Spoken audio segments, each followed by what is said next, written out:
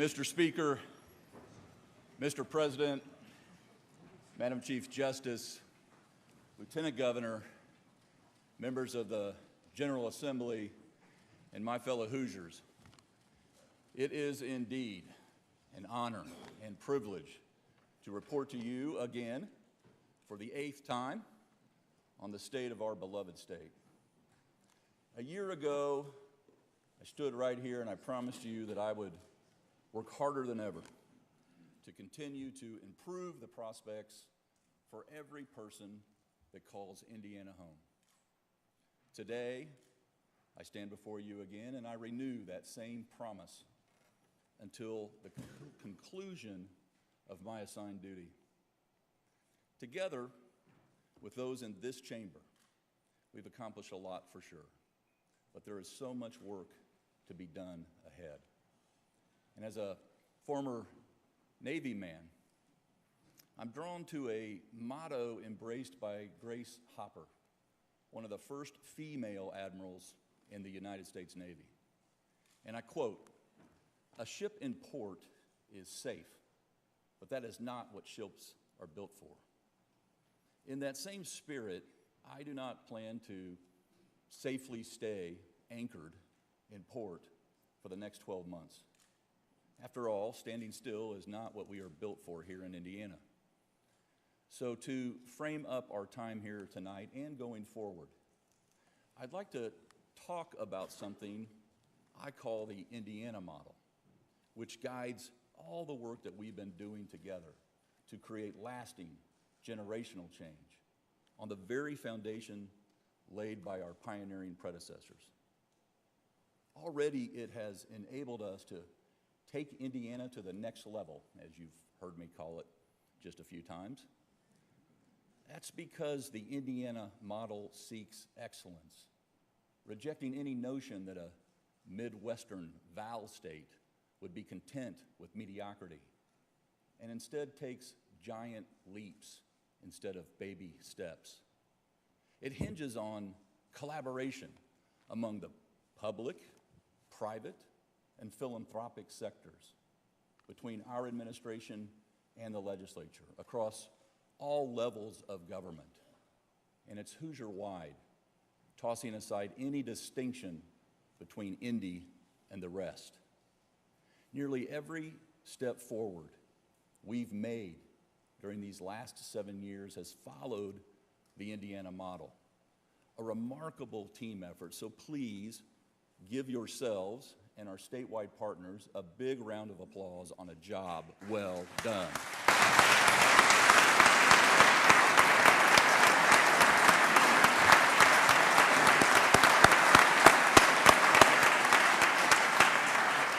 Now, for any state or organization for that matter to constantly seek to improve, it's imperative to note what's going on around you, what's changed, what's changing, and what still needs to change.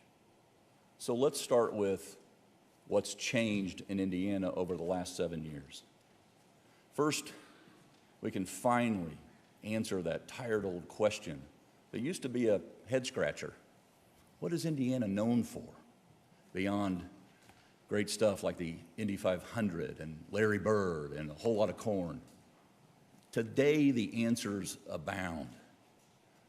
We're now known for advanced manufacturing, for being a top 10 ag state, a leader in plant, animal, and life sciences, a top convention destination, a logistics and freight hub, a top state in the nation for infrastructure. And we're on the edge of collaborative R&D across artificial intelligence, semiconductors, data centers, hard tech corridors, nuclear medicine, and energy, and so much more. It's no surprise that Forbes ranked Indiana last year as the #1 state in America to start a business.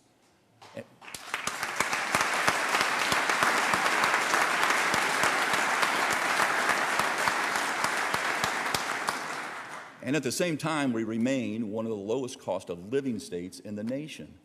Since 2017, our GDP has grown by over $150 billion. Our private sector employment is up by 200,000 to an all-time high, while our unemployment rolls remain at historic lows. Our population is growing faster than every state we border. We paid down $4.5 billion in debt, returned $1.5 billion to taxpayers, all while maintaining prudent reserves to keep our AAA state credit rating.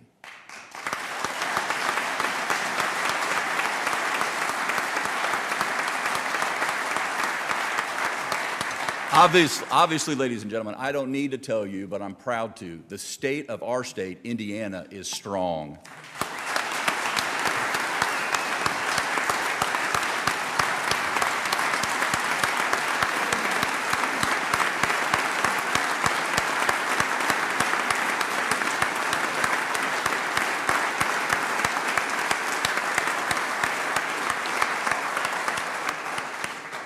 And the rest of the world has taken notice, and they want in on it.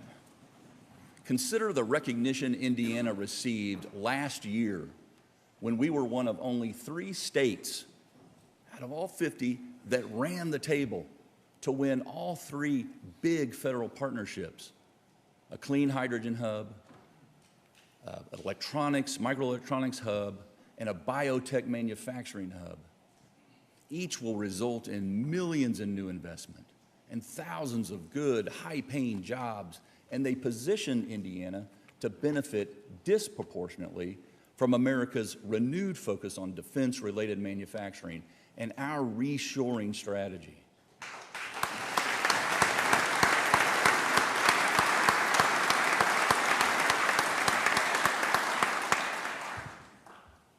You want some more evidence? Consider the jaw-dropping $28.7 billion in committed capital investment last year, which brought Indiana over $50 billion in just the last 2 years through our economic development efforts.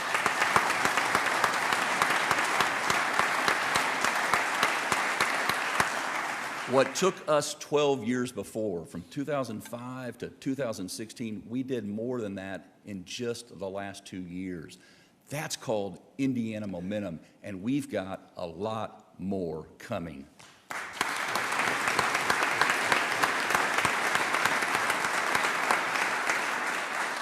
And these new jobs come with all-time high wage levels, averaging over $75,000 a year, much higher than the local and national averages.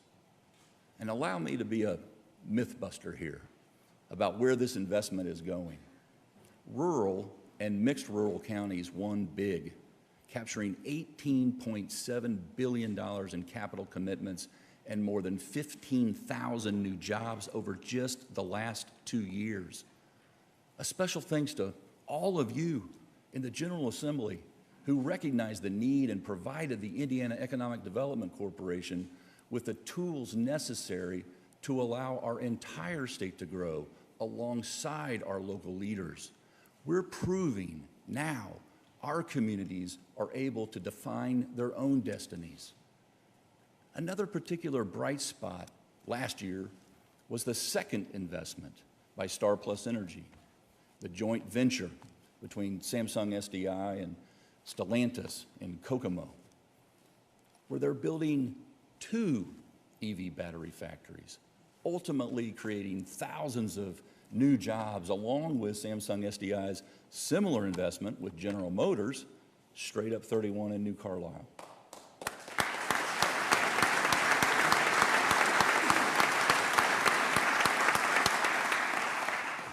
All 3 of these total over $9 billion in new investment. Thank you, Mr. Yoongjin Kim, Star Plus Energy's newly appointed CEO. We could not be more humbled and appreciative of the faith and trust you put in our state, and we will reinvest in you and your workforce. Thank you so much.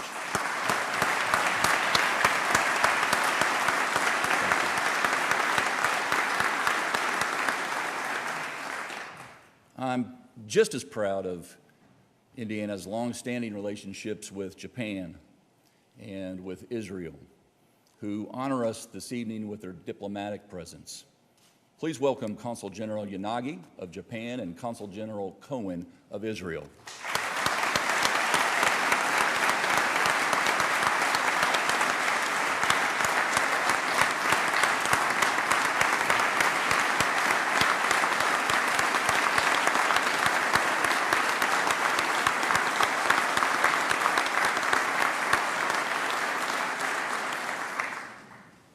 Consul General Yanagi, our hearts are with your people, our friends, affected by the recent tragedies in Japan. And Consul General Cohen, please know we continue to pray for the safety and security of all those who call the Holy Land home, and we pray for the prospect of lasting peace.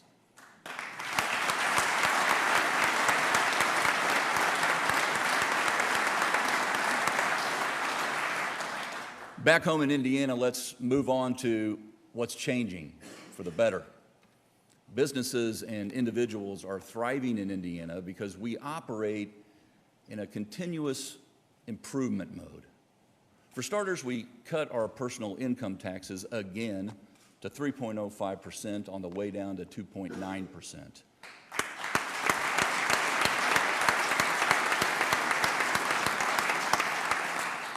Military members will no longer pay state taxes on their military income or pensions.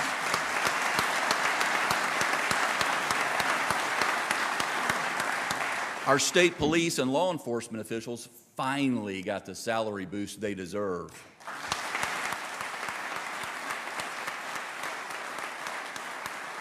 And Indiana's venture capital ecosystem, including our force-multiplying $250 million next-level fund and Elevate Ventures, ranks among the most active in the Great Lakes region. That's why investments in innovation, with global reach for that matter, can be found in every corner of our state. Like up in Warsaw, where Zimmer Biomet developed a smart knee that automatically checks in with your doctor. To Huntingburg, down south, where OFS is changing the game of furniture manufacturing with the help of German robots. So right here close in Speedway, where the famed Italian company, Dallara, makes high-tech seats for SpaceX astronauts.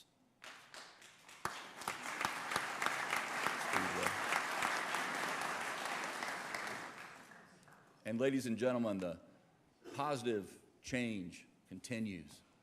This is the year our graduation rates will continue to go up, and thanks to the historic investments this body has made, average teacher pay across the state will reach our salary goal of $60,000 a year. Thank you.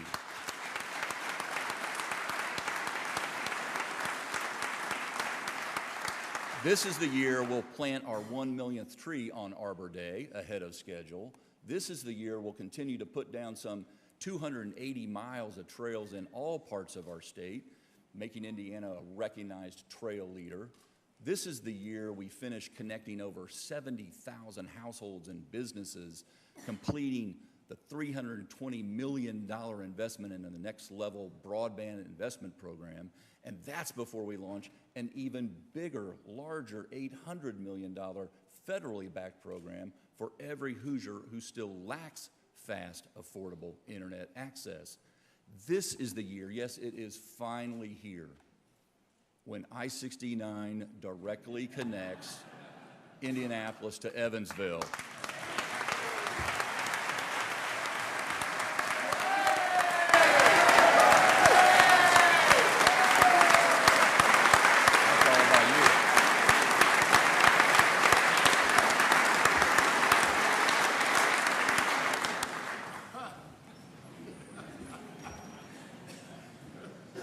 You shot up fast.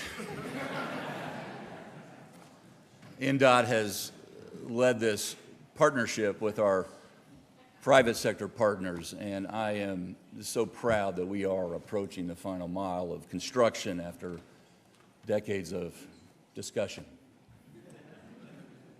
This is the year when we finish double tracking the South Shore line between Gary and Michigan City. This is another big deal.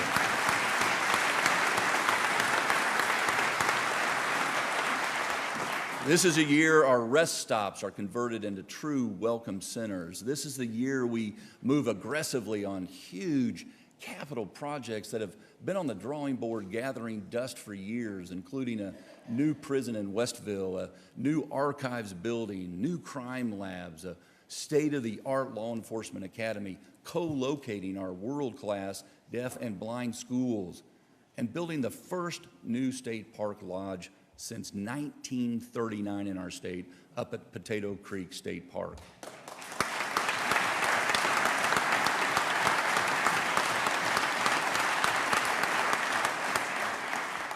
And this is the year when our communities start to really leverage the second round of READY funding that this assembly made possible.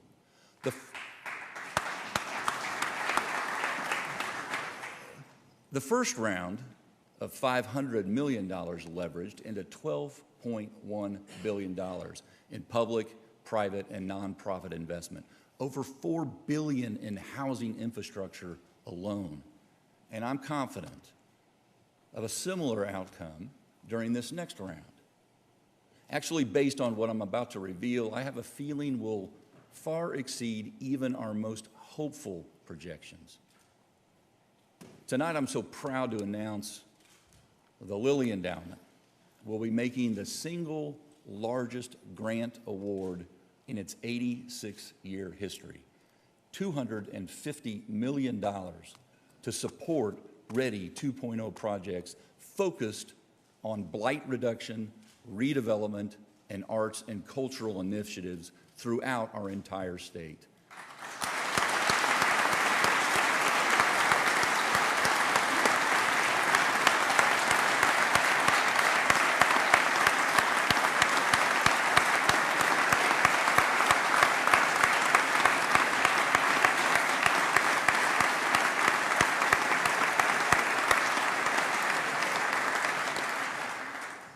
Let me offer a few thousand more thank yous to the Lilly Endowment and Jeanette Hill, the president there, and Clay Robbins for both of your stewardship of an organization that once again shows why it's such an essential partner to us here in Indiana in making our state the place we all want it to be for generations to come. Jeanette, thank you, thank you, thank you for being here tonight and every day forward.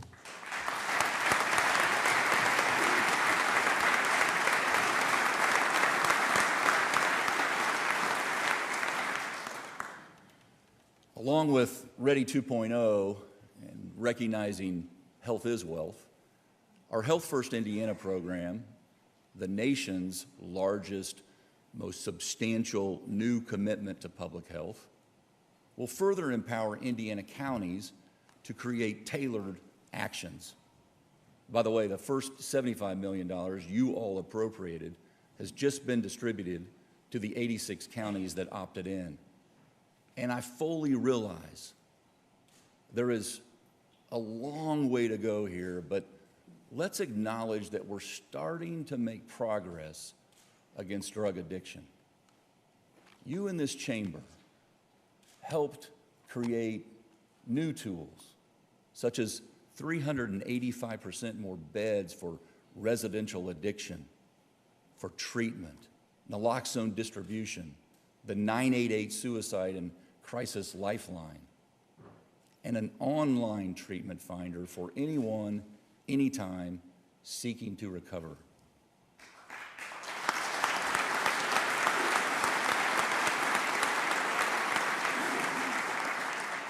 Due to these efforts and so many others, recent reporting shows statewide drug overdose deaths dropped statewide 5% year over year.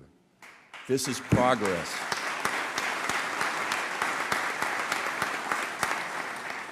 And a special thank you to Chief Justice Rush and our judiciary for also making transformational technology and administrative improvements in connecting with all those we serve who are trying to and working so hard to restore their lives. Thank you, Madam Chief Justice.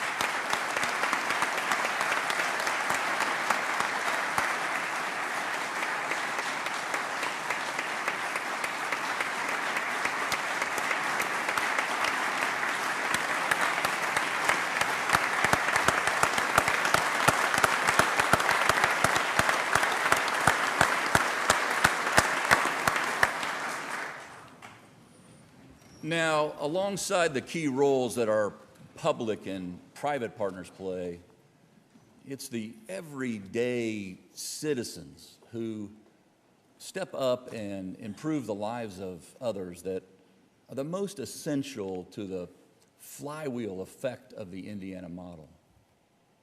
For instance, a few months back, I attended an event at Indiana's War Memorial. A young lady introduced herself and shared an observation that immediately rang true. The license plate we offer our Gold Star families didn't really convey the full meaning of the sacrifice these Hoosier families have made. Lauren Tomkevich did not shy away when I asked if she would help us come up with a worthy Gold Star family plate. Several months later, thanks to her willingness to collaborate with our Bureau of Motor Vehicles, a much more powerful tribute exists. Lauren's everlasting contribution will appropriately honor those who gave us their sons and daughters, their husbands and wives. And her feelings could not have been more personal. You see, Lauren lost her husband, Matthew, in a NATO training accident in 2022. Lauren and Matthew's mother, Lisa, are here with us this evening. And ladies, we join you in honoring Matt and too many others that have made that same sacrifice. Ladies and gentlemen, this is what real citizenship looks like, up close and personal.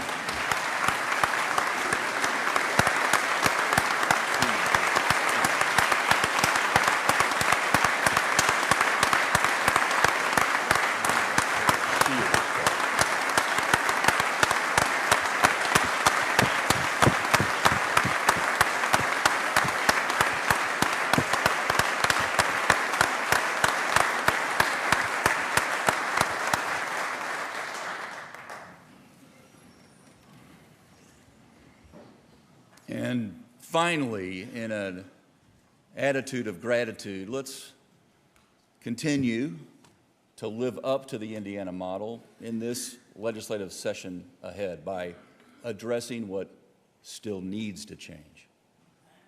Here are a few commitments I believe we must make this year. We must improve policies around third grade reading to make sure that every child masters this essential skill. We must prepare our students for a digitally driven world by requiring computer science to graduate from high school. We must work with our public universities to make college even more accessible by creating more 3-year and associate degree options. We must expand our child care workforce to help more working moms and dads in Indiana. We must update the state disaster relief fund to make it easier for local communities to access the funds they need. And we must build better awareness of our state's next level jobs programs. There's so many of them. And we'll do that through a campaign we're calling One Stop to Start, helping people obtain one of the many high-paying, life-changing jobs available right now throughout our state. I ask for your partnership in making these things happen because we must never forget how much the work of good governance matters to those who sent us here in the first place.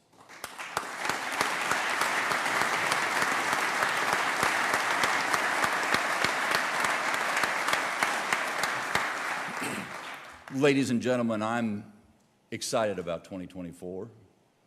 I'm convinced that it will shine a light on many other examples of how the Indiana model is boosting economic outcomes, vaulting our infrastructure into the 21st century vanguard, and most importantly, improving lives through new opportunities.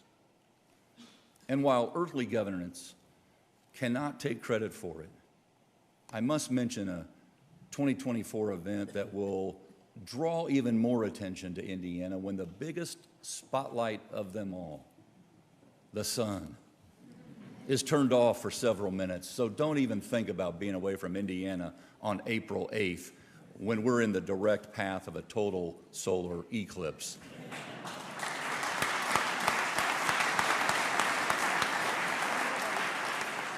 My friends, a new year brings about reflection and preparation for what's next. I only wish our buddy Henry were here with us to do just that. Term limited though I am, here are my promises to you for 2024. My administration will not be a ship in port. Instead, we will deploy on multiple fronts until my last day and hour as your governor. Owning the Indiana model, I am staking my reputation to it. We will find constructive answers to any unforeseen challenges that arise, and we will move from ideas to implementation during these times of great transformation. And I will continue to listen, as I have done for 7 years now, to any and all partners who share a love for Indiana and believe in our future. Indiana is a wonderful place to live, to breathe, to work, to raise a family, and it's a wonderful place to help lead. My fellow Hoosiers, if I live long enough to need a smart knee or two, I will regard the privilege of having served as your governor as the honor of a lifetime. With all my heart, I thank you for it. Good evening, and may God bless. And now let's get back to work and run up the score in 2024. Thank you.